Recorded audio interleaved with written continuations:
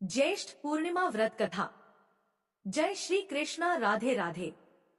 प्रिय भक्तों, आज ज्येष्ठ पूर्णिमा का व्रत है जिसे देव स्नान पूर्णिमा के नाम से जाना जाता है और भविष्य पुराण में भगवान श्री कृष्ण जी युधिष्ठिर से कहते हैं, यह पूर्णिमासी तिथि सभी मनोरथों को पूर्ण करने वाली है।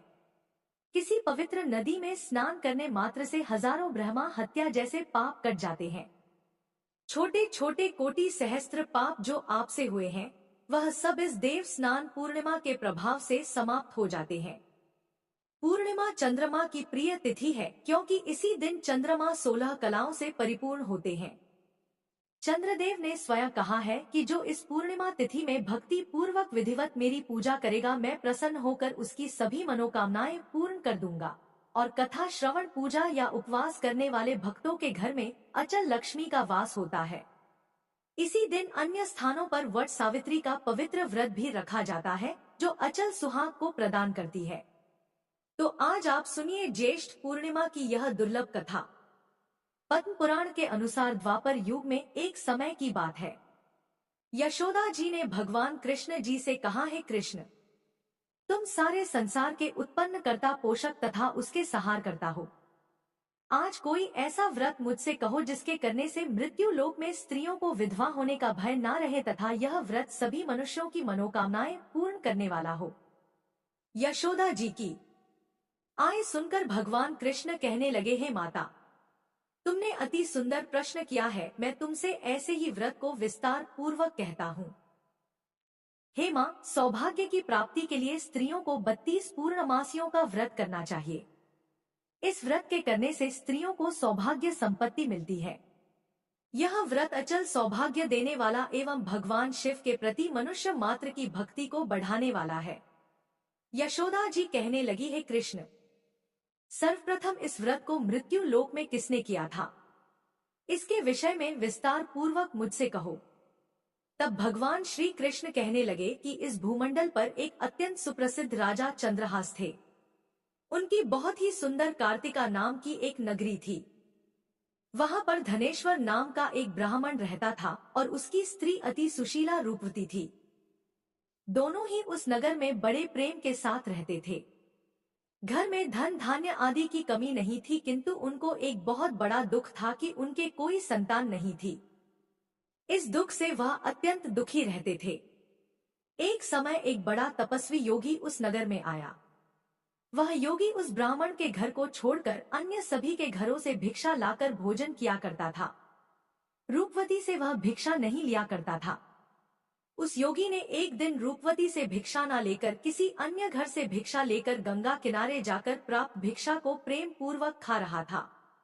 अब क्या था, धनेश्वर ने योगी का यह सब कार्य किसी प्रकार से देख लिया। अपने घर भिक्षा न लेने और अपने अनादर से दुखी होकर धनेश्वर योगी से बोला, महात्मन, आप सब घरों में भिक्षा लेते हैं परंतु मेरे घर की भिक्षा कभी नहीं लेते, इसका कारण क्या है? योगी ने कहा कि निसंतान के घर की भिक्षा पतितों के अन्न के तुल्य होता है, अर्थात यह पाप के समान है। और जो पतितों का अन्न खाता है वह भी पतित हो जाता है, क्योंकि तुम निसंतान हो। अतः पतित हो जाने के भय से मैं तुम्हारे घर की भिक्षा नहीं लेता हूँ। धनेश्वर यह बात सुनकर अपने मन में बहुत दुखी हुआ और हाथ जोड़कर योगी के पैरों में गिर पड़ा तथा बड़े ही दुखी भाव से विनती करने लगा। उसने कहा, है महाराज, यदि ऐसा है तो आप मुझको पुत्र प्राप्ति का उपाय बताइए। आप सर्वज्ञ हैं, सब कुछ जानते हैं, मुझ पर अवश्य ही यह कृपा कीजिए। धन की मेरे घर में कोई कमी नहीं है, परंतु मैं पुत्र न होने के कारण अत्यंत दुखी हूँ और मेरी पत्नी भी अत्यंत दुखी रहती है। आप मेरे इस दुख का हरण करें, क्योंकि आप सामर्थ्यवान हैं। यह सुनकर योगी कहने लगे, हे ब्राह्मण, तुम चंडी की आराधना करो। अब क्या था, उस ब्राह्मण ने उस महात्मा को प्रणाम किया और घर आकर उसने अपनी स्त्री से सब वृतांत कहा और स्वयं तप के निमित्त वन में चला गया। वन में जाकर उसने चंडी की आराधना की और उपासना किया। चंडी ने 16वें दिन उनको स्वप्न में दर्शन दिया और कहा, है धनेश्वर, जा, तेरे पुत्र होगा, परंतु वह 16 वर्ष की आयु में ही मृत्यु को प्राप्त हो जाएगा। यदि तुम दोनों स्त्री पुरुष 32 पूर्णमासियों का व्रत विधि पूर्वक करोगे तो वह दीर्घ आयु होगा। जितनी तुम्हारी सामर्थ्य हो आटे के दिए बनाकर शिवजी का भजन करना। 32 पूर्णमासियों के दिन विधि पूर्वक पूजा करना। प्रातः काल होने पर इसी स्थान के समीप ही तुम्हें एक आम का वृक्ष दिखाई देगा। उस पर तुम चढ़कर एक फल तोड़कर सीधे अपने घर ले जाना और अपनी स्त्री से सब वृतांत कहना। ऋतु स्नान के पश्चात वह स्वच्छ होकर श्री शंकर जी का ध्यान करके इस फल को खा लेगी। तब शंकर भगवान की कृपा से उसको गर्भ हो जाएगा। जब वह ब्राह्मण प्रातः काल उठा तो उसने उस स्थान के पास ही एक आम का वृक्ष देखा जिस पर एक अत्यंत सुंदर आम का फल लगा हुआ था। उस ब्राह्मण ने उस आम के वृक्ष पर चढ़कर उस फल को तोड़ने का प्रयास किया, परंतु वृक्ष पर कई बार प्रयत्न करने पर भी वह चढ़ नहीं पाया। तब तो उस ब्राह्मण को बहुत चिंता हुई और विघ्न विनाशक श्री गणेश जी की वंदना करने लगा। उसने कहा, है दयानिधि, अपने भक्तों के विघ्नों का नाश करके उनके मंगल कार्य को करने वाले, दुष्टों का नाश करने वाले तथा रिद्धि सिद्धि के देने वाले, आप मुझ पर कृपा करके इतना बल दें कि मैं अपने मनोरथ को पूर्ण कर सकूं। इस प्रकार गणेश जी की प्रार्थना करने पर उनकी कृपा से धनेश्वर वृक्ष पर चढ़ गया और उसने एक अति सुंदर आम का फल देखा। उसने विचार किया कि जो वरदान से फल मिला था वह यही है और कोई फल दिखाई नहीं देता। इसीलिए उस धनेश्वर ब्राह्मण ने जल्दी से उस फल को तोड़कर अपनी स्त्री को लाकर दिया और उसकी स्त्री ने अपने पति के कहे अनुसार उस फल को खा लिया और वह गर्भवती हो गई। देवी जी की असीम कृपा से उसे एक अत्यंत सुंदर पुत्र उत्पन्न हुआ जिसका नाम उसने देवीदास रखा। माता पिता के हर्ष और सुख के साथ वह बालक शुक्ल पक्ष की चंद्रमा की भांति अपने पिता के घर में बढ़ने लगा। भवानी की कृपा से वह बालक बहुत ही सुंदर, सुशील और विद्या पढ़ने में बहुत ही निपुण हो गया। दुर्गा जी की आज्ञा अनुसार उसकी माता ने 32 पूर्णमासी का व्रत रखना आरंभ कर दिया था, जिससे उसका पुत्र बड़ी आयु वाला हो जाए। 16वां वर्ष लगते ही देवीदास के माता पिता को बड़ी चिंता हो गई कि कहीं उसके पुत्र की इस वर्ष मृत्यु न हो जाए। इसीलिए उन्होंने अपने मन में विचार किया कि यदि यह दुर्घटना उनके सामने हो गई तो वे कैसे सहन कर सकेंगे। अतः उन्होंने देवीदास के मामा को बुलवाया और कहा, हमारी इच्छा है कि देवीदास 1 वर्ष तक काशी में जाकर विद्या का अध्ययन करे और उसको अकेला भी नहीं छोड़ना चाहिए। इसीलिए साथ में तुम चले जाओ और 1 वर्ष के पश्चात उसको वापस लौटा लाना। सब प्रबंध करके उसके माता पिता ने काशी जाने के लिए देवीदास को एक घोड़े पर बैठाकर उसके मामा को उसके साथ भेज दिया। किंतु यह बात उसके मामा या किसी और से नहीं कही। धनेश्वर ने अपनी पत्नी के साथ अपने पुत्र की मंगल कामना तथा दीर्घ आयु के लिए भगवती दुर्गा की आराधना और पूर्णमासियों का व्रत करना आरंभ कर दिया। साथ ही साथ भगवान विष्णु की आराधना की। इस प्रकार बारंबार 32 पूर्णमासी का व्रत पूरा किया।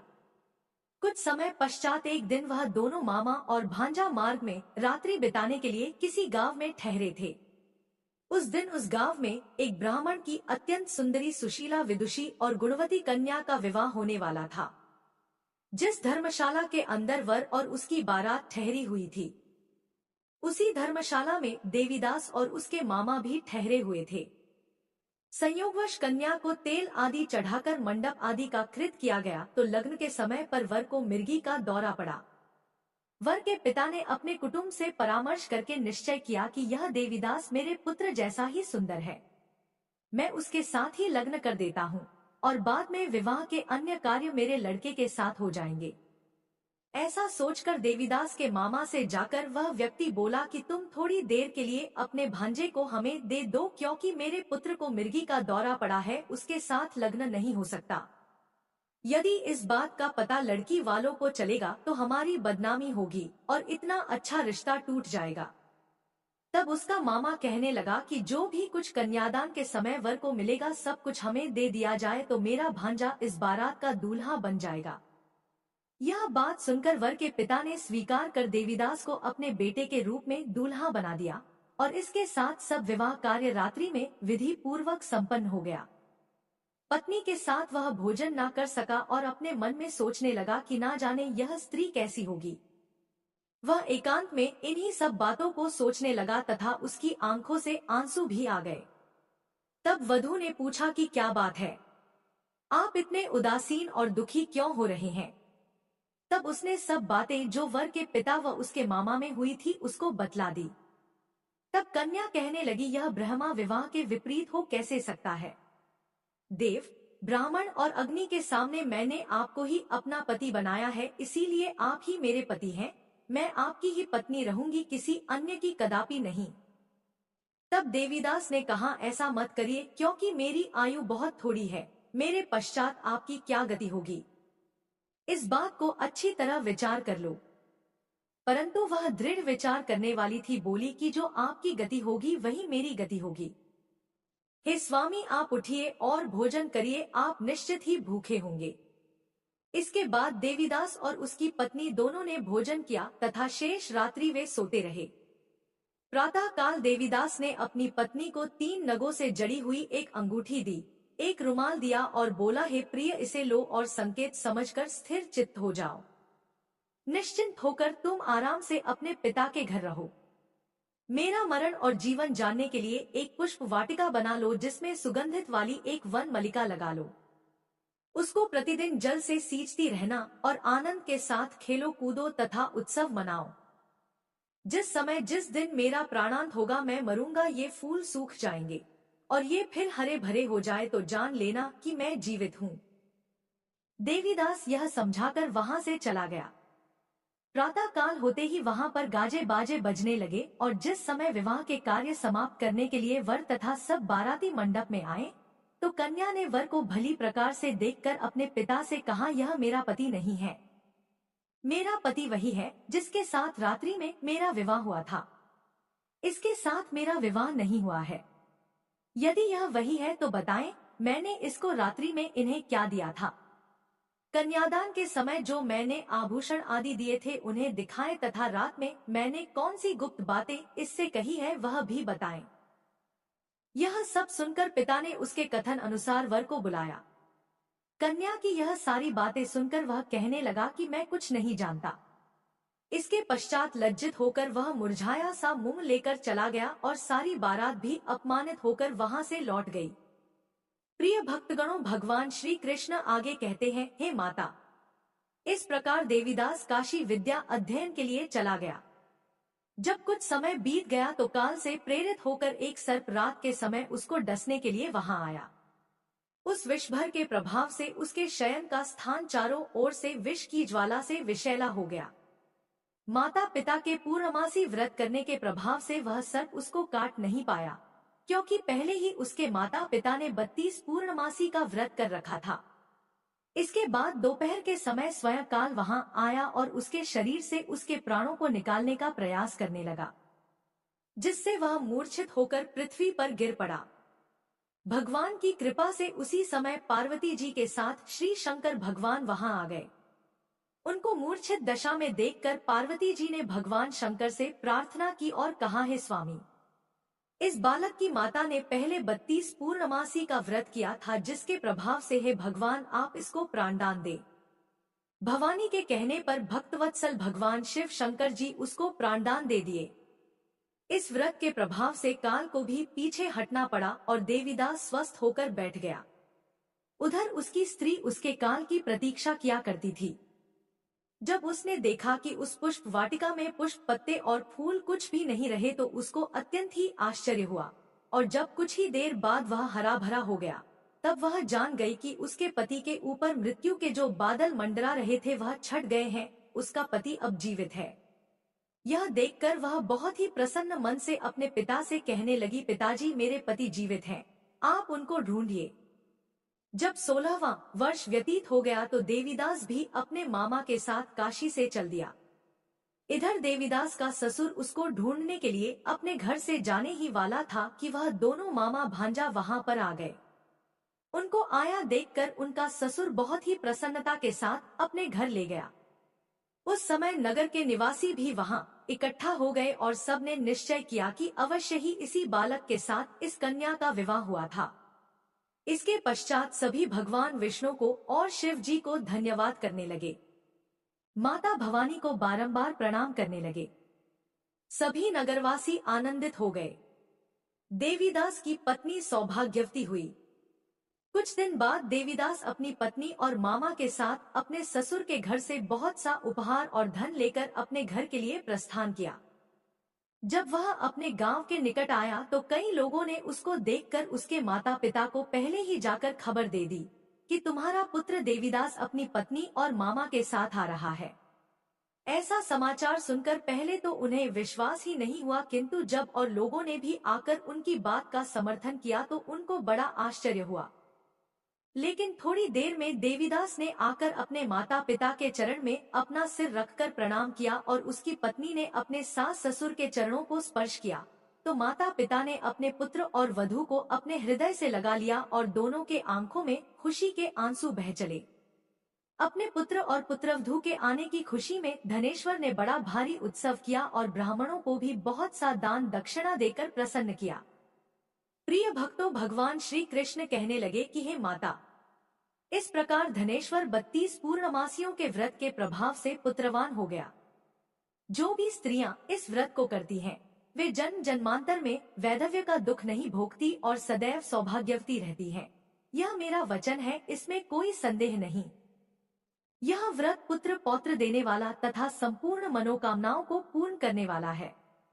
32 पूर्णमासियों के व्रत से व्रती की सभी इच्छाएं भगवान शिव जी की कृपा से पूर्ण हो जाती हैं।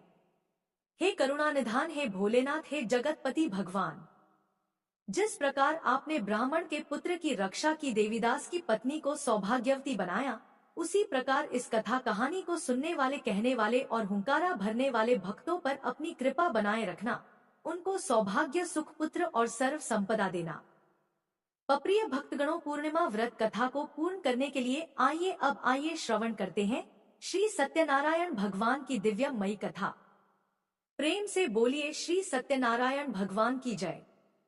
प्रिय भक्तगणों, आज मैं आपको श्री सत्यनारायण भगवान की पावन कथा सुनाने जा रही हूँ, जो इस घोर कलयुग में कष्टों के अथाह सागर से पार उतारने वाली कथा है। सत्यनारायण भगवान की कथा, इसको सुनने मात्र से जीवन के समस्त कष्ट दूर हो जाते हैं, अनेकों पापों से मुक्ति मिल जाती है।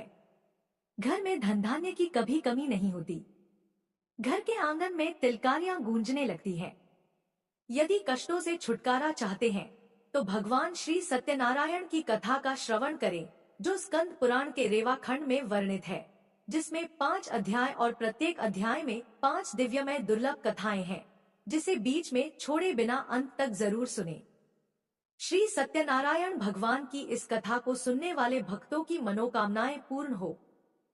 पौराणिक कथा के अनुसार एक समय की बात है, नैमिषारण्य तीर्थ में शौनक आदि 88,000 ऋषियों ने श्री सूत जी से पूछा, हे प्रभु, इस कलयुग में वेद विद्या रहित मनुष्य को प्रभु भक्ति किस प्रकार मिल सकती है तथा उनका उद्धार कैसे होगा?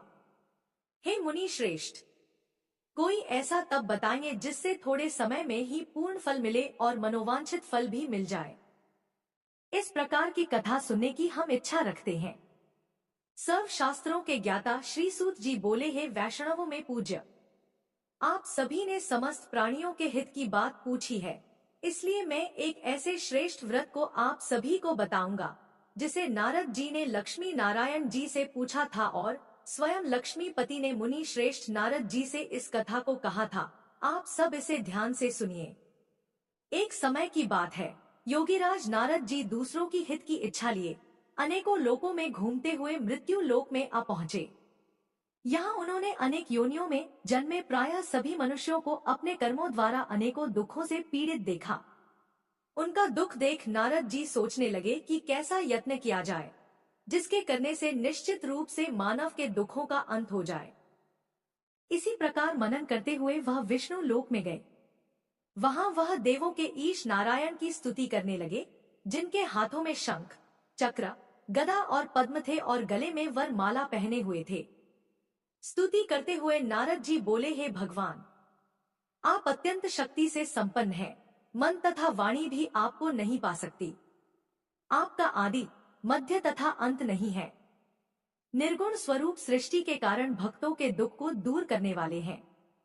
आपको मेरा नमस्कार है। नारद जी की स्तुति सुनकर विष्णु भगवान बोले, हे मुनि श्रेष्ठ, आपके मन में क्या बात है? आप किस काम के लिए पधारे हैं? उसे निःसंकोच कहिए। इस पर नारद मुनि बोले कि मृत्यु लोक में अनेक योनियों में जन्मे मनुष्य अपने कर्मों के द्वारा अनेकों दुख से दुखी हो रहे हैं। हे नाथ, आप मुझ पर दया रखते हैं, तो बताइए कि वह मनुष्य थोड़े प्रयास से ही अपने दुखों से कैसे छुटकारा पा सकते हैं। तब भगवान श्री हरि बोले, हे नारद, मनुष्यों की भलाई के लिए तुमने बहुत अच्छी बात पूछी है, जिसके करने से मनुष्य मोह से छूट जाता है। वह बात मैं तुमसे कहता हूँ, उसे ध्यान पूर्वक सुनो। स्वर्ग लोक व मृत्यु लोक दोनों में एक दुर्लभ उत्तम व्रत है, जो पुण्य देने वाला है। आज प्रेमवश होकर मैं उसे तुमसे कहता हूँ। श्री सत्यनारायण भगवान का यह व्रत अच्छी तरह विधान पूर्वक करके मनुष्य तुरंत ही यहाँ सुख भोग कर मरने पर मोक्ष पाता है। श्री हरि के वचन सुनकर नारद जी बोले, हे प्रभु, उस व्रत का फल क्या है और उसका विधान क्या है? यह व्रत किसने किया था? इस व्रत को किस दिन करना चाहिए? सभी कुछ विस्तार से बताइए। नारद जी की बात सुनकर श्री हरि बोले, दुख और शोक को दूर करने वाला, यह सभी स्थानों पर विजय दिलाने वाला है। मानव को भक्ति और श्रद्धा के साथ शाम को श्री सत्यनारायण भगवान की पूजा धर्मप्रायण होकर ब्राह्मणों व बंधुओं के साथ करनी चाहिए। भक्ति भाव से ही नैवेद्य, केले का फल, घी, दूध और गेहूं का आटा सवाया ले। गेहूं के स्थान पर साठी का आटा, शक्कर तथा गुड़ लेकर और सभी भक्षण योग्य पदार्थों को मिलाकर भगवान का भोग लगाएं। ब्राह्मणों सहित बंधु बांधव को भी भोजन कराएं, उसके बाद स्वयं भोजन करें। भजन कीर्तन के साथ भगवान की भक्ति में लीन हो जाएं। इस तरह से सत्यनारायण भगवान का यह व्रत करने पर मनुष्य की सारी इच्छाएं निश्चित रूप से पूरी होती हैं। इस कलिकाल अर्थात कलयुग में मृत्यु लोक में मोक्ष का यही एक सरल उपाय बताया गया है। इस प्रकार से श्री सत्यनारायण व्रत कथा का प्रथम अध्याय संपूर्ण हुआ। आप लोग बड़ी श्रद्धा और प्रेम से बोलिए, श्री सत्यनारायण भगवान की जय। अब आइए श्रवण करते हैं सत्यनारायण व्रत कथा का दूसरा अध्याय। सूत जी बोले, हे ऋषियों, जिसने सबसे पहले इस व्रत को किया था, मैं उसका इतिहास कहता हूँ, इसे ध्यान से सुनो। सुंदर काशीपुरी नगरी में एक अत्यंत निर्धन ब्राह्मण रहता था। भूख प्यास से परेशान वह धरती पर घूमता रहता था। ब्राह्मणों से प्रेम करने वाले भगवान ने एक दिन ब्राह्मण का वेश धारण कर उसके पास जाकर पूछा, हे विप्र, नित्य दुखी होकर तुम पृथ्वी पर क्यों घूमते हो? दीन ब्राह्मण बोला, मैं निर्धन ब्राह्मण हूँ, भिक्षा के लिए धरती पर घूमता रहता हूँ। हे भगवान, यदि आप इसका कोई उपाय जानते हैं तो मुझे बताइए। वृद्ध ब्राह्मण बोले कि सत्यनारायण भगवान मनोवांछित फल देने वाले हैं, इसलिए तुम उनका पूजन करो, इसे करने से मनुष्य सभी दुखों से मुक्त हो जाता है।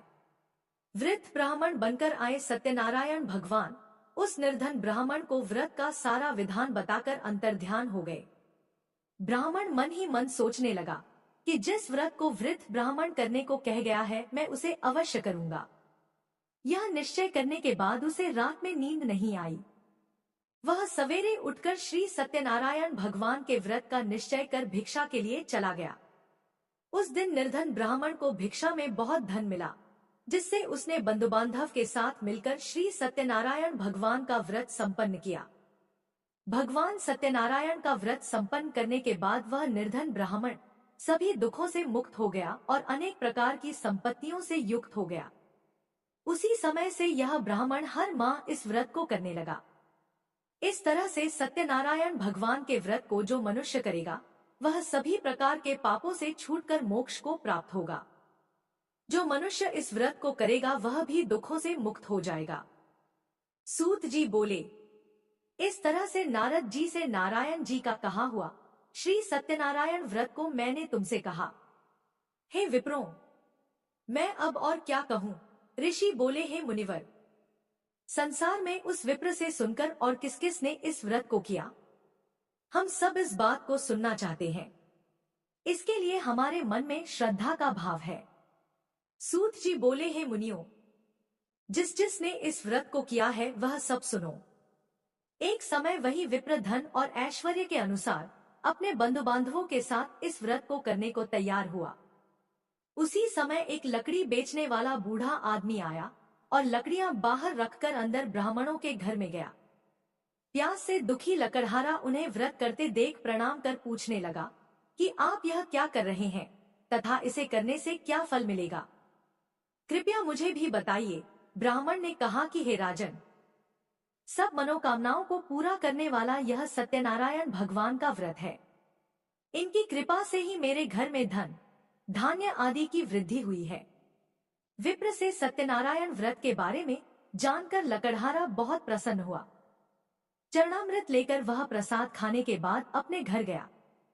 लकड़हारे ने अपने मन में संकल्प लिया कि आज लकड़ी बेचने से जो धन मिलेगा उसी से मैं श्री सत्यनारायण भगवान का उत्तम व्रत करूंगा। मन में इस विचार को लेकर बूढ़ा आदमी सिर पर लकड़ियां रखकर उस नगर में बेचने गया जहां धनी लोग ज्यादा रहते थे। उस नगर में उसे अपनी लकड़ियों का दाम पहले से 4 गुना अधिक मिला।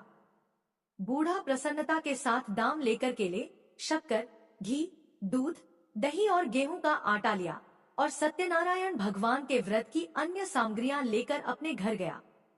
वहां उसने अपने बंधु बांधव को बुलाकर विधि विधान से सत्यनारायण भगवान का पूजन और व्रत किया। इस व्रत के प्रभाव से वह बूढ़ा लकड़हारा धन पुत्र आदि से युक्त होकर संसार के समस्त सुख भोग कर अंतकाल में वैकुंठ धाम चला गया। इसी प्रकार श्री सत्यनारायण व्रत कथा का दूसरा अध्याय संपूर्ण हुआ। आप लोग बड़े श्रद्धा और प्रेम से बोलिए, श्री सत्यनारायण भगवान की जय। अब आइए श्रवण करते हैं सत्यनारायण व्रत कथा का तीसरा अध्याय। सूत जी बोले, हे श्रेष्ठ मुनियों, अब आगे की कथा कहता हूँ, उसे ध्यान पूर्वक सुनिए। प्राचीन काल में उल्का मुख नाम का एक बुद्धिमान राजा था। वह सत्यवक्ता और जितेंद्रिय था। प्रतिदिन देव स्थानों पर जाता और निर्धनों को धन देकर उनके कष्ट दूर करता था। उसकी पत्नी कमल के समान मुख वाली तथा सती साध्वी थी। भद्रशलाला नदी के तट पर उन दोनों ने श्री सत्यनारायण भगवान का व्रत किया। उसी समय साधु नाम का एक वैश्य आया। उसके पास व्यापार करने के लिए बहुत सा धन भी था। राजा को व्रत करते देखकर वह विनय के साथ पूछने लगा, हे राजन, भक्ति भाव से पूर्ण होकर आप यह क्या कर रहे हैं? मैं सुनने की इच्छा रखता हूँ, इसलिए आप मुझे बताने का कष्ट करें। राजा बोला, हे साधु, अपने बंधु बांधव के साथ पुत्र आदि की प्राप्ति के लिए एक महाशक्तिशाली श्री सत्यनारायण भगवान का व्रत और पूजन कर रहा हूँ। राजा के वचन सुन साधु आदर से बोला, हे राजन, मुझसे इस व्रत का सारा विधान कहिए। आपके कथनानुसार मैं इस व्रत को करूंगा। मेरी भी संतान नहीं है और इस व्रत को करने से निश्चित रूप से मुझे संतान की प्राप्ति होगी। राजा से व्रत का सारा विधान सुनकर व्यापार से निवृत्त होकर वह अपने घर गया। साधु वैश्य ने अपनी पत्नी को संतान देने वाले इस व्रत का वर्णन कह सुनाया और कहा, जब मेरी संतान होगी तब मैं भी इस व्रत को अवश्य करूंगा। साधु ने इस तरह के वचन अपनी पत्नी लीलावती से कहे। एक दिन लीलावती पति के साथ आनंदित हो सांसारिक धर्म में प्रवृत्त होकर श्री सत्यनारायण भगवान की कृपा से गर्भवती हो गई। 10वें महीने में उसके गर्भ से एक सुंदर कन्या ने जन्म लिया। दिनोंदिन वह ऐसे बढ़ने लगी जैसे शुक्ल पक्ष का चंद्रमा बढ़ता है। माता पिता ने अपनी कन्या का नाम कलावती रखा। एक दिन लीलावती ने मीठे शब्दों में अपने पति को याद दिलाया कि आपने सत्यनारायण भगवान के जिस व्रत को करने का संकल्प किया था उसे करने का समय आ गया है। साधु बोला, हे प्रिय, इस व्रत को मैं उसके विवाह पर करूंगा। इस प्रकार अपनी पत्नी को आश्वासन देकर वह नगर को चला गया। कुछ वर्षों के तत्पश्चात कलावती शादी के योग्य हो गई। साधु ने एक बार नगर में अपनी कन्या को सखियों के साथ देखा तो तुरंत ही पुरोहित को बुलाया और कहा, मेरी कन्या के लिए योग्य वर देख कर आओ। साधु की बात सुनकर पुरोहित कंचन नगर में पहुंचा और वहां देखभाल कर लड़की के लिए सुयोग्य वर ढूंढा। साधु ने बंधु बांधव को बुलाकर अपनी पुत्री का विवाह कर दिया, लेकिन दुर्भाग्य की बात यह थी कि साधु ने अभी भी श्री सत्यनारायण भगवान का व्रत नहीं किया। इस पर श्री सत्यनारायण भगवान क्रोधित हो गए और श्राप दिया कि साधु को अत्यधिक दुख मिले। अपने कार्य में कुशल साधु बनिया जमाई को लेकर समुद्र के पास स्थित रत्नापुर नगर में गया। वहां जाकर ससुर दामाद दोनों मिलकर चंद्रकेतु नामक राजा के नगर में व्यापार करने लगे। एक दिन भगवान श्री सत्यनारायण की माया से एक चोर राजा का धन चुराकर भाग रहा था। उसने राजा के सिपाहियों को अपना पीछा करते देख चुराया हुआ धन वहां रख दिया, जहां साधु अपने जमाई के साथ ठहरा हुआ था। राजा के सिपाहियों ने साधु वैश्य के पास राजा का धन पड़ा देखा तो ससुर जमाई दोनों को बांधकर प्रसन्नता से राजा के पास ले गए और कहा, महाराज, हम दोनों चोरों को पकड़ लाए हैं, आप आगे की कार्रवाई की आज्ञा दें। राजा की आज्ञा से उन दोनों को कारावास में डाल दिया गया और उनका सारा धन भी उनसे छीन लिया गया। श्री सत्यनारायण भगवान के श्राप से साधु की पत्नी भी बहुत दुखी हुई। घर में जो धन रखा था उसे चोर चुरा ले गए। शारीरिक तथा मानसिक पीड़ा व भूख प्यास से अति दुखी होकर कलावती एक ब्राह्मण के घर गई। वहां उसने श्री सत्यनारायण भगवान का व्रत होते देखा और कथा भी सुनी। वह प्रसाद ग्रहण कर रात को घर वापस आई। माता ने कलावती से पूछा, हे पुत्री, अब तक तुम कहाँ थी? तेरे मन में क्या है? कलावती ने अपनी माता से कहा, है माता, मैंने एक ब्राह्मण के घर में श्री सत्यनारायण भगवान का व्रत अनुष्ठान होते देखा है। कन्या के वचन सुनकर लीलावती भगवान के पूजन की तैयारी करने लगी। लीलावती ने परिवार व बंधुओं सहित सत्यनारायण भगवान का पूजन किया और उनसे वर मांगा कि हे प्रभु, मेरे पति तथा जमाई शीघ्र घर आ जाएं। साथ ही यह भी प्रार्थना की कि हम सबका अपराध भगवान क्षमा करें। श्री सत्यनारायण भगवान इस व्रत से संतुष्ट हो गए और राजा चंद्रकेतु को सपने में दर्शन देकर कहा, हे राजन, तुम उन दोनों वैश्य को छोड़ दो और तुमने उनका जो धन लिया है उसे भी वापस कर दो। अगर ऐसा नहीं किया तो मैं तुम्हारा धन, राज्य और संतान सभी को नष्ट कर दूंगा। राजा को यह सब कहकर सत्यनारायण भगवान अंतर्ध्यान हो गए। प्रातःकाल सभा में राजा ने अपना सपना सुनाया, फिर बोले, वणिक पुत्रों को कैद से मुक्त कर सभा में लाओ। दोनों ने आते ही राजा को प्रणाम किया। राजा अत्यंत मधुर वाणी में बोला, हे महानुभावों, दुर्भाग्य से ऐसा कठिन दुख तुम्हें प्राप्त हुआ है, लेकिन अब तुम्हें कोई भय नहीं है। ऐसा कहकर राजा ने उन दोनों को नए वस्त्र और आभूषण पहनाए और जितना धन उनका लिया था उससे दोगुना धन वापस कर दिया। दोनों वैश्य अपने घर को चल दिए। इस प्रकार से श्री सत्यनारायण व्रत कथा का तीसरा अध्याय यहीं पर संपूर्ण हुआ। बड़े श्रद्धा और प्रेम से बोलिए, श्री सत्यनारायण भगवान की जय। आइए अब श्री सत्यनारायण भगवान की कथा का चौथा अध्याय सुनते हैं। सूत जी बोले, वैश्य ने मंगलाचार कर अपनी यात्रा आरंभ की और अपने नगर की ओर चल दिए। उनके थोड़ी दूर जाने के बाद एक दंडी वेशधारी श्री सत्यनारायण भगवान ने उनसे पूछा, है साधु, तेरी नाव में क्या है? व्यापारी हंसता हुआ बोला, है दंडी, आप क्यों पूछते हो, क्या धन लेने की इच्छा है? मेरी नाव में तो बेल और पत्ते भरे हुए हैं। वैश्य के कठोर वचन सुनकर दंडी बने श्री सत्यनारायण भगवान बोले, तुम्हारे वचन सत्य हो। दंडी ऐसा वचन कहकर वहां से दूर चले गए और कुछ दूर जाकर समुद्र के किनारे बैठ गए। दंडी के जाने के बाद साधु वैश्य ने नित्य क्रिया के पश्चात नाव को ऊंची उठती देखकर आश्चर्यचकित हो गया और नाव में बेल पत्ते आदि देख वह मूर्छित हो वहीं पर गिर पड़ा। मूर्छा खुलने पर वह अत्यंत शोक में डूब गया। तब उसका दामाद बोला, पिताजी आप शोक ना मनाएं, यह दंडी का श्राप है, इसलिए हमें उनकी शरण में जाना चाहिए, तभी हमारी मनोकामना पूरी होगी। दामाद की बात सुनकर वह दंडी के पास पहुंचा और अत्यंत विनम्रता एवं भक्ति भाव से प्रणाम करके बोला, है महाराज, मैंने आपसे जो असत्य वचन कहे थे उनके लिए मुझे क्षमा कर दीजिए। ऐसा सुनकर महान शोकातुर होकर दंडी भगवान बोले, हे वणिक पुत्र, मेरी आज्ञा से बार बार तुम्हें दुख प्राप्त हुआ है क्योंकि तुम मेरी पूजा से विमुख हुए। साधु बोला, हे प्रभु, आपकी माया से ब्रह्मा आदि देवता भी आपके रूप को नहीं जानते। प्रभु, मैं तो अज्ञानी हूँ, कैसे जान सकता हूँ? आप प्रसन्न होइए प्रभु, अब मैं अपनी सामर्थ्य के अनुसार आपकी पूजा करूंगा। हे प्रभु, मेरी रक्षा कीजिए और पहले के समान नौका में धन धान्य भर दीजिए। साधु वैश्य के भक्तिपूर्ण वचन सुनकर भगवान प्रसन्न हो गए और उसकी इच्छा अनुसार वरदान देकर अंतर्ध्यान हो गए। ससुर जमाई जब लौटे तो नाव धन से भरी हुई थी। फिर वही अपने अन्य साथियों के साथ श्री सत्यनारायण भगवान का पूजन कर अपने नगर को चल दिए। जब नगर के नजदीक पहुंचे तो दूत को घर पर खबर करने के लिए भेज दिया। दूत साधु की पत्नी को प्रणाम कर कहता है कि हे माता, स्वामी अपने दामाद सहित नगर के निकट आ गए हैं।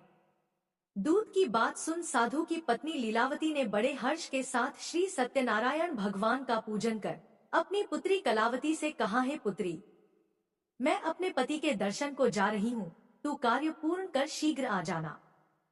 माता के ऐसे वचन सुनकर कलावती जल्दी से प्रसाद छोड़कर अपने पति के पास चली गई। प्रसाद की अवज्ञा के कारण श्री सत्यनारायण भगवान रुष्ट हो गए और नाव सहित उसके पति को पानी में डुबो दिया। कलावती अपने पति को वहां ना पाकर रोती हुई जमीन पर गिर गई।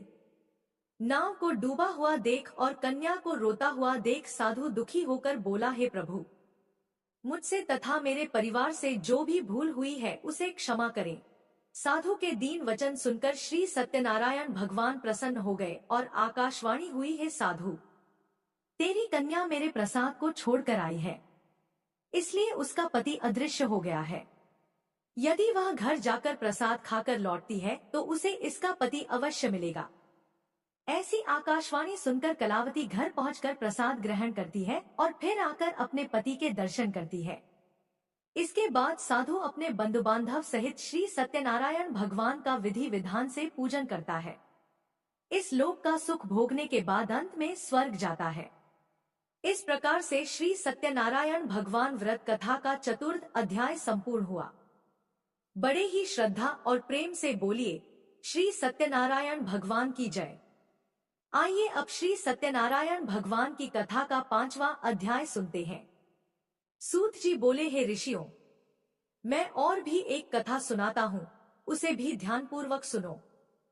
प्रजापालन में लीन तुंगध्वज नाम का एक राजा था। उसने भी भगवान का प्रसाद त्याग कर बहुत दुख सहन किया। एक बार वन में जाकर वन्य पशुओं को मारकर वह वट के पेड़ के नीचे आया। वहां उसने ग्वालों को भक्ति भाव से अपने बंधुओं सहित सत्यनारायण भगवान का पूजन करते देखा। अभिमानवश राजा उन्हें देखकर भी पूजा स्थल पर नहीं गया और न ही उसने भगवान को नमस्कार किया। ग्वालों ने राजा को प्रसाद दिया, लेकिन उसने वह प्रसाद नहीं खाया और प्रसाद को वहीं छोड़कर अपने नगर को चला गया। जब वह नगर में पहुंचा तो वहां सब कुछ तहस नहस हो चुका था। वह राजा शीघ्र ही समझ गया कि यह सब भगवान ने ही किया है। वह दोबारा ग्वालों के पास पहुंचा और विधिपूर्वक पूजा करके प्रसाद खाया तो श्री सत्यनारायण भगवान की कृपा से सब कुछ पहले जैसा हो गया। दीर्घ काल तक सुख भोगने के बाद मरणोपरांत उसे स्वर्ग लोक की प्राप्ति हुई।